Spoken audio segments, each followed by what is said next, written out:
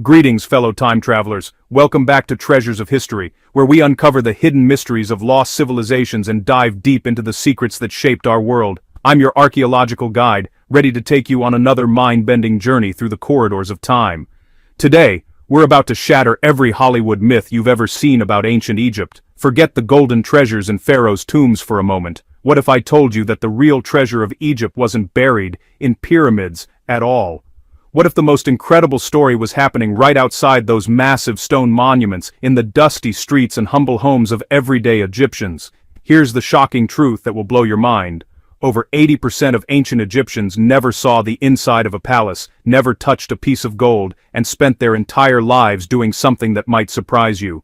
But what archaeologists have discovered about their daily existence is more fascinating than any treasure hoard. Before we unveil these incredible secrets of ordinary Egyptian life, make sure to subscribe and hit that notification bell. Trust me, you don't want to miss the ancient mysteries we're about to reveal. Part 1. The Social Pyramid. Breaking the Myth. The question that changes everything. You've probably seen those pyramid charts in history books, right? Pharaohs at the top, then priests, then scribes, then farmers at the bottom. Clean, simple, organized. But here's what will absolutely shock you. Those pyramids are completely wrong. Recent archaeological analysis has revealed something incredible about Egyptian society that textbooks have been getting wrong for decades. Ancient Egypt didn't have a middle class. They didn't have an upper class in the way we understand it today. Want to know why? Because they didn't have money. The revolutionary discovery. Picture this. You're an ancient Egyptian farmer. You wake up at dawn, work all day under the blazing desert sun, and at the end of the week, your boss hands you loaves of bread, jugs of beer, and a bunch of onions. No coins, no currency, no bank account. Your wheat literally grew on trees, or rather, in fields. So here's the real social structure that archaeologists have uncovered. At the very top, the pharaoh and his royal family. But here's the twist. Your pharaoh wasn't just a king. He was a living god, walking among mortals. His close relatives living in the palace enjoyed incredible privileges simply because they shared his divine blood. The middle tier, everyone else who was free, priests who communed with the gods, noblemen who administered the kingdom, soldiers who defended the borders, scribes who could read and write, merchants who traded goods, and yes, farmers and skilled craftsmen. All these people, despite their different occupations, were legally equals in one crucial way. They were free citizens. At the bottom, serfs and slaves who had no legal rights. Many were captured prisoners of war, forced to serve without hope of freedom. But here's where it gets really interesting. Part 2. The Farmer's Secret. Egypt's True Heroes. The revelation that rewrites history. Now you might be thinking, a whole documentary about farmers. That sounds about as exciting as watching grain grow. But hold on, because what we're about to discover will completely change how you see ancient Egypt. Here's the mind-blowing fact. 80 to 90% of all Egyptians were farmers. That means if you traveled back in time to ancient Egypt, grabbed 10 random people off the street, 8 or 9 of them would be farmers. This wasn't the exception. This was the rule. But these farmers weren't just simple field workers. Oh no. They were engineers, builders, priests, cat owners, and the economic backbone of the entire civilization. Let me explain. Are we seriously going to talk about a river? Absolutely. Because this isn't just any river. This is the longest river on Earth, and it holds the secret to one of history's greatest civilizations. The Greek historian Herodotus wrote something profound 2,400 years ago. Egypt is the gift of the Nile, and fellow explorers, truer words were never spoken. Imagine you're living in the middle of a scorching desert. The sun beats down mercilessly. Sand stretches in every direction. Growing crops should be absolutely impossible, right? Well, here's where nature performs an incredible miracle. Every single year, like clockwork, the Nile River would flood. Not just a little overflow. We're talking about 4 million tons of rich dark silt washing over the land. This wasn't a disaster. This was a gift from the gods.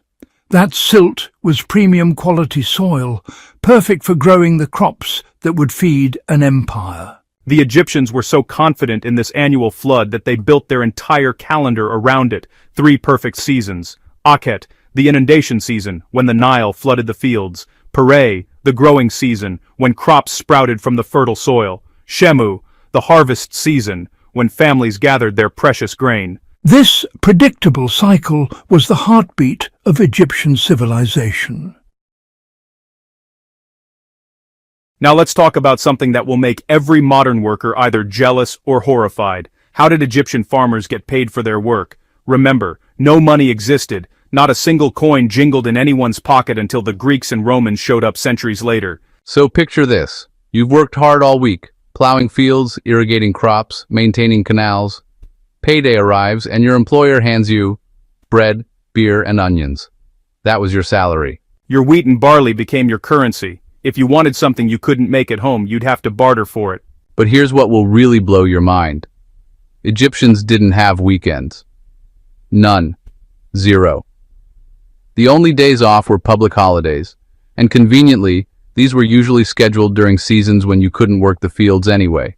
However, there was one absolutely remarkable benefit to being an ancient Egyptian farmer, one incredible perk that would make every modern office worker insanely jealous, a benefit so wonderful that work would become genuinely enjoyable. Ready for this? Every single day you gotta bring your pet cat to work. Imagine that, your office encouraging your cat to accompany you to the workplace. How much better would work be with your feline friend by your side? Now, before you think Egyptians were just crazy cat people who enjoyed the company, there was a brilliant practical reason for this. We'll uncover that mystery in just a moment. Towards the end of the Egyptian timeline, new grains like rice and other wheat variations were introduced.